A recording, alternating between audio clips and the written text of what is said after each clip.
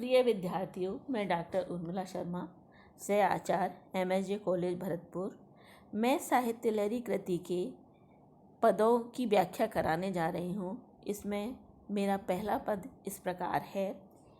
आज अली लखी अचरत एक, सुत सुत लखत तिपीपी गोपी, सुत सुत बांधे टेक। यह दृष्टिपूर्ण पद है। इसमें छिपा हुआ अर्थ होता है जो निकाला जाता है, वह इस प्रकार है। इसमें एक सखी दूसरी सखी को कृष्ण गोपी मिलन के समय की दशा का वर्णन सुना रही है। वह कहती है कि अरे सखी, आज मैंने एक महान आश्चर्य देखा। सुत सुत लखत, तो सुत सुत माने नंद का पुत्र यानी कृष्ण, और तिपीपी, ती माने तीन, और पी लगने का मतलब तीन को दुगना कर दो यानी 6। एक पी को पीछे लगा दो तो शब्द बना छपी, जिसका मतलब है गोपी। तो इस पंक्ति का अर्थ हुआ नंद के पुत्र कृष्ण गोपी को और गोपी कृष्ण को टकटकी लगाकर देख रहे हैं। आगे की पंक्ति इस प्रकार है। पग रिपु अंग अंग दोहुन के, झरत धारकन नीक। पग रिपु यानी पैरों का दुश्मन यानी कंटक। कंटक रोमांच को भी कहते हैं, अर्थात दोनों के शरीर रोमांचित हो रहे हैं और दोनों के शरीर से धारकन यानी पसीने की बूंदें निकल रही हैं। अगली पंक्ति है। राग मूल भो शिव प्रिय देखत, दोहुन नाहि नजीक। इसका मतलब है राग का मूल स्वर और शिव की प्रिय भंग। भंग का अर्थ है टूटना, अर्थात दोनों की वाणी का स्वर भंग हो रहा है। दोनों एक दूसरे को देख तो रहे हैं पर बोल नहीं रहे हैं। अगली पंक्ति इस प्रकार है। दो लगत दोउन से सुंदर, भले अन्योन्या आज।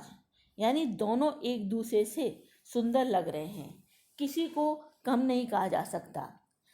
सात्विक सुर देख दोहुन को, कर न सकत है लाज। तो सखी कह रही है कि दोनों के सात्विक भावों को देखो, दोनों एक दूसरे को देखकर भी लज्जा का अनुभव नहीं कर रहे हैं। इस पद में सात्विक भाव तथा अन्योन्या अलंकार है। सात्विक भाव का मतलब है अनुभाव की स्थिति में सात्विक भाव उत्पन्न होते हैं, जैसे स्वेद यानी पसीना बहना, स्वरभंग, कंपन, विवर्णता आदि सात्विक भाव इस पद में आए हैं। इस पद में अन्योन्या अलंकार है। इसका मतलब है जब दो उपमेय एक दूसरे को भला कहते हैं तब अन्योन्या अलंकार होता है। इस प्रकार पहले पद की व्याख्या यही समाप्त होती है। अब मैं दूसरा पद बताती हूँ। दूसरा पद इस प्रकार है। सजनी जो तन व्यथा गमायो, नंद नंदन ब्रजराज कुमार सो, नाहक नेह लगायो। इस पद में नायिका राधा ने सखी से अपनी वियोगावस्था में हुई दशाओं का वर्णन किया है। राधा कहती हैं कि हे सखी, ये जो मेरा शरीर है उसे मैंने व्यर्थ ही गंवा दिया है। मैंने नंद के पुत्र ब्रजराज कृष्ण से व्यर्थ ही प्रेम का नाता जोड़ा। आगे की पंक्तियां इस प्रकार हैं। दधि सुत घर धर रिपु सहे सिलीमुख, सुख सब अंग नसायो। शिव सुत वाहन रिपुभस, सुत सुत सब तन ताप तचायो। इन दोनों पंक्तियों का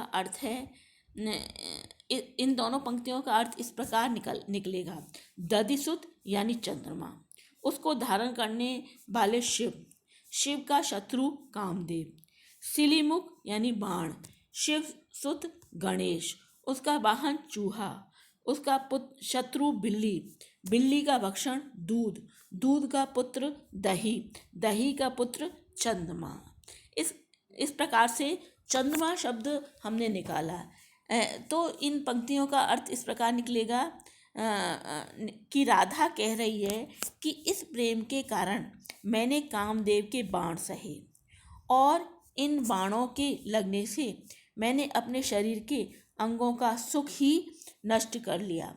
उधर चंद्रमा जो शीतल होता है उसने भी मेरे सारे शरीर को तपा डाला है। आगे की पंक्तियां इस प्रकार हैं। घर आंगन दिस विदिस सूरजा तट वह मूरत देखो, सूरज प्रभुते कियो चाहियत है निर्वेद विसेखो।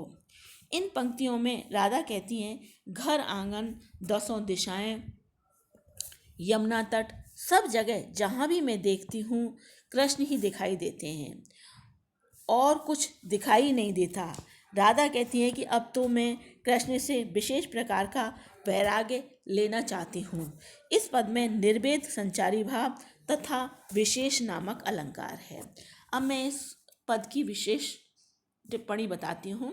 निर्वेद संचारी भावों की संख्या 33 होती है। इनमें से पहला निर्वेद है।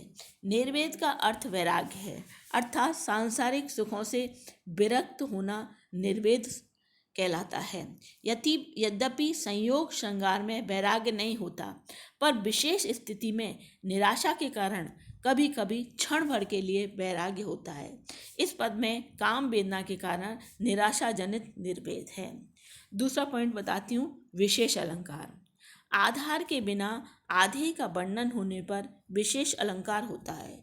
यहाँ व्यर्थ ही प्रेम करना आधारित रहित स्थिति का वर्णन है, अतः विशेष अलंकार है। एक वस्तु का अनेक स्थानों पर देखने पर विशेष अलंकार होता है। यहाँ घर आंगन यमुना तट आदि पर कृष्ण ही कृष्ण को देखने से तीसरे भेद वाला विशेष अलंकार है।